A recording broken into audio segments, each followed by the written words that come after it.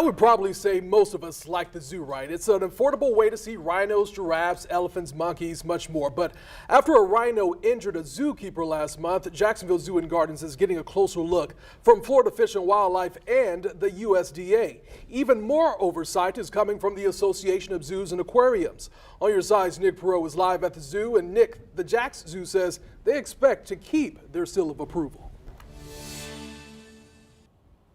Well, Anthony, that's right. Right now I'm standing outside the administrative offices. Most people probably don't come through here very often, but this is what we're talking about. This seal right here, the accreditation by the Association of Zoos and Aquariums. This is a voluntary program, a membership that each zoo has to apply for every 5 years.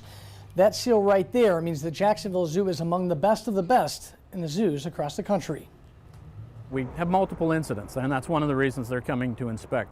In the coming weeks, Executive Director Tony Vecchio expects a visit from the Maryland-based Association of Zoos and Aquariums. It's my job to call the AZ Accreditation Commission and let them know. In the last year, Jacksonville Zoo has had 4 reports calling safety procedures into question. The one I'm concerned the most about is we had a keeper in the lion exhibit, forgot to secure a door, and the lion got out in the exhibit with her. She had to climb out of the exhibit. The most recent last month, when a 50-year-old rhino struck a female handler twice during a training exercise.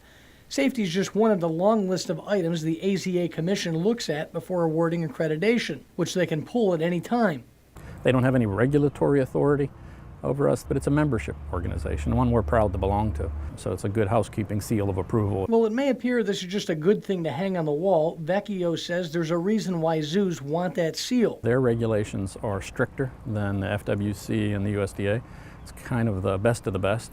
Their current membership is valid through April of next year, but hopes new safety requirements will allow them to keep it that way. There are only, I think, 10 or 12 zoos in the country that have gone to this new system. Vecchio says the zoo is in the process of adding another set of locks on cages.